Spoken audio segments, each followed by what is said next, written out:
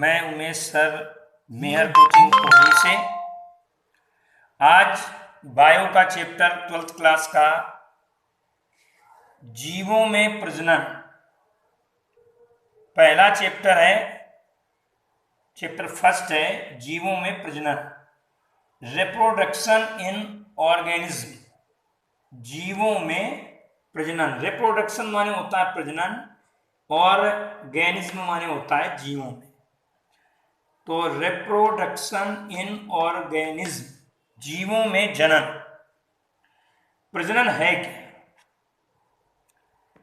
ये एक ऐसी प्रक्रिया है जिससे अपने ही समान हम जीव पैदा कर सकते हैं और जिसके कारण जो हमारी प्रजाति है वो पृथ्वी में हमेशा बनी रहती है।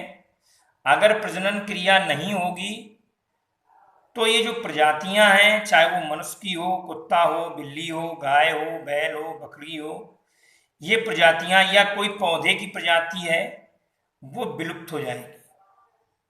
तो प्रजनन के द्वारा हम अपने समान जीवों को जन्म देते हैं और जिसके कारण वो जीव इस पृथ्वी में लगातार बने रहते हैं। अगर प्रजनन न हो तो जीव का अंत हो जाएगा। जीव का तात्पर्य है इसमें जंतु भी है और पौधा भी है। अब प्रजनन है क्या? प्रजनन एक महत्वपूर्ण जैविक प्रक्रिया है, यानी जीवों की एक बहुत महत्वपूर्ण प्रक्रिया है जिसके द्वारा जीव अपने समान जीव को जन्म देता है।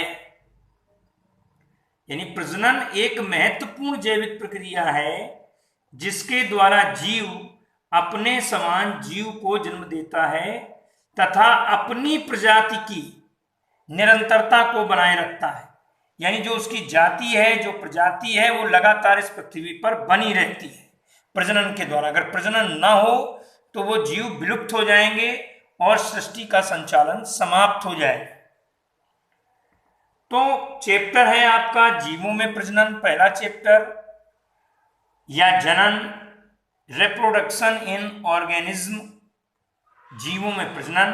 तो पहला ही प्रश्न बनता है कि प्रजनन कहते किसे?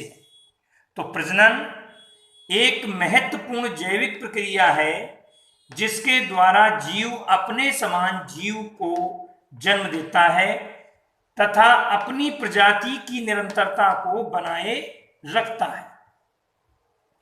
यह ऐसी प्रक्रिया है जिसमें जीव अपने जैसा ही सेम जीव को जन्म देता है और उसकी निरंतरता इस पृथ्वी लोक में बनी रहती है, उसे प्रजनन कहते हैं।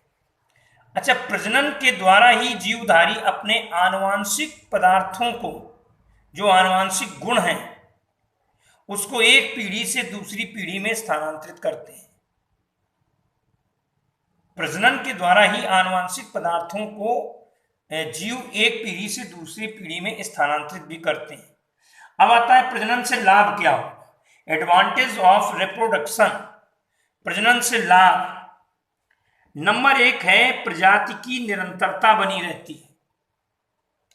यानी प्रजनन के कारण ही प्रजातियों में की निरंतरता बनी रहती है, अर्थात वो इस पृथ्वी लोक से विलुप्त नहीं होते और इस पृथ्वी में बने रहते हैं।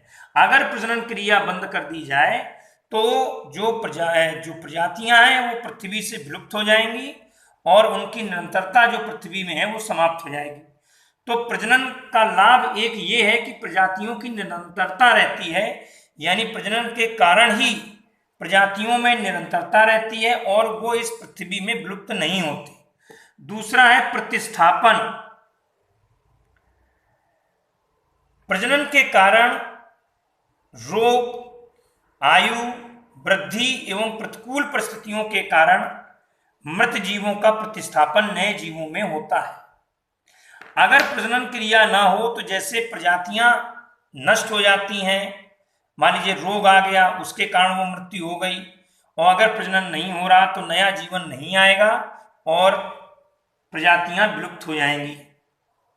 तो प्रजनन के कारण ही प्रतिस्थापन होता है, यानी जीव नए जीवों को जन्म देते हैं। प्रजनन के कारण ही।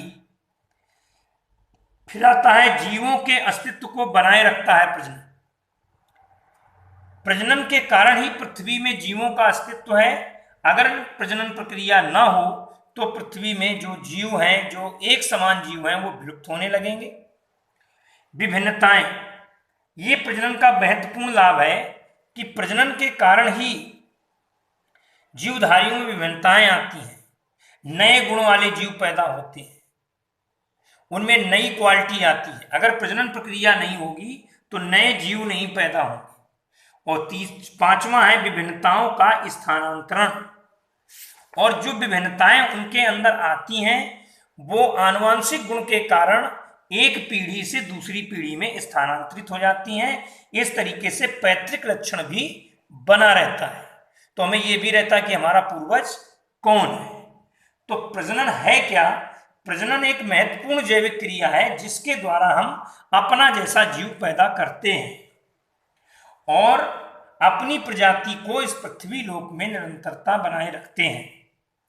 प्रजनन के लाभ क्या है? प्रजाति की निरंतरता रहती है, उनमें प्रतिस्थापन होता है, जीवों के अस्तित्व को बनाए रखता है, उनमें विभिन्नताएं होती हैं और विभिन्नताओं का स्थानांतरण होता है। अगला टॉपिक अगले